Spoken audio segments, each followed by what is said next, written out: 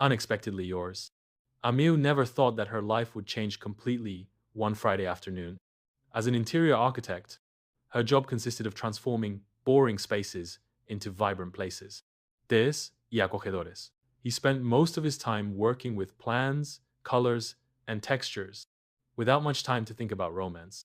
Love was something that, sincerely, he believed he could not find between furniture and walls. That afternoon, I was reviewing a new project for a very demanding client in a cafe when something, or rather someone, caught my attention. Max. Max was there, in that one over there, with his guitar leaning against the chair and a notebook full of lyrics. The first thing Ameu noticed was the intensity with which he wrote, as if the words flowed effortlessly. He had the disheveled hair, the wrinkled shirt, and the eyes deeply focused on his notebook. He seemed like a character from a movie, someone who could write the soundtrack of his life. Although the disheveled style did not fit with the elegant atmosphere of the cafe, his presence was, without a doubt, magnetic. Max looked up and his eyes met Ameu's. For a second, and both remained observing each other, as if time had stopped. Max, smiling with a mixture of sympathy and arrogance, broke the ice. "Does it bother you if I sit here?" he asked, pointing. Oh, the empty chair in front of her. Ameu, caught by curiosity, could not help but nod. "Only if you're not going to write a song about me," she joked, trying to hide the slight nervousness that I felt.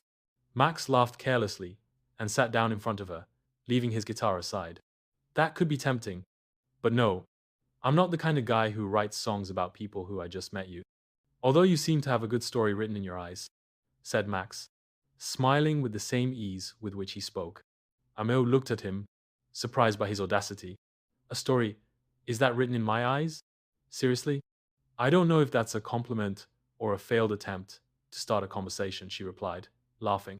Max smiled wider and settled into his chair. "Q. Perhaps a little of both," he admitted honestly. "But seriously, what is someone as focused on work as you doing in a cafe?" Ameo raised an eyebrow, challenging him slightly. "I'm having a resting, and you? Composing your next great song?" Max shrugged, giving a touch of mystery to his attitude. "Something like that.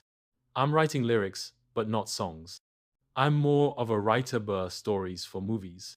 Her voice softened as if she were revealing a secret.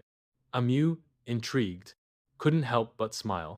For some reason, her direct answers and her relaxed attitude they made her feel comfortable, something that didn't happen often. She herself used to be very careful with what she said, always immersed in work and interior design. But Max seemed to be a specie y de ventoso refrescante en su vida.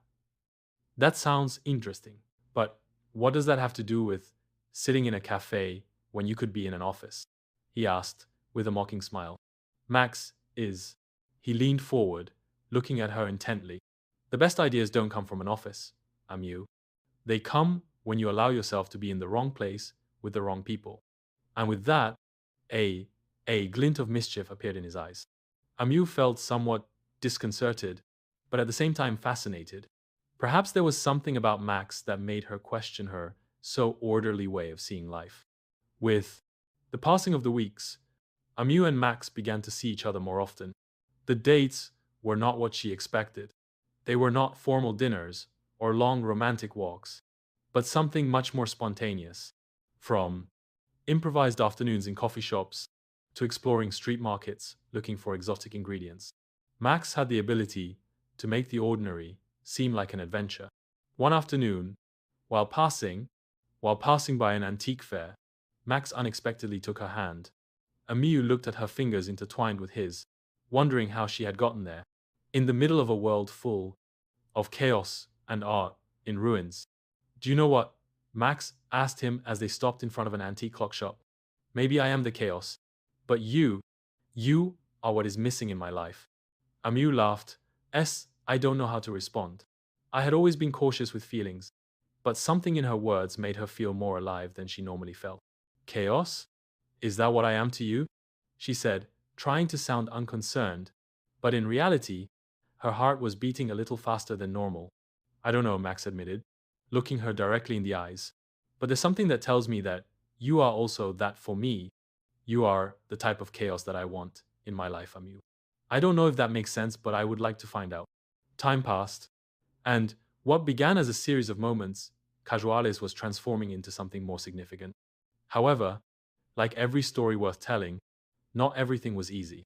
Ameu, who had dedicated so much time to his work, began to feel his insecurities about love and commitment were coming to light.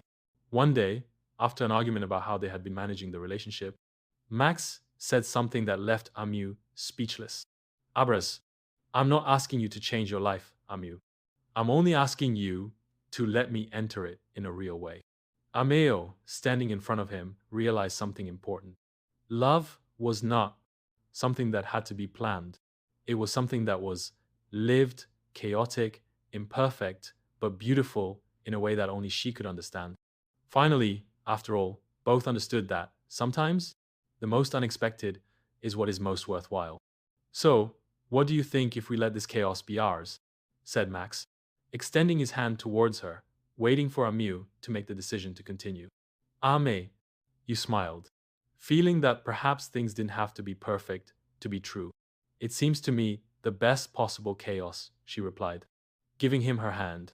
And, with a shared smile, they began their adventure together, knowing that they didn't know what to expect, but that, somehow, that was the best. The end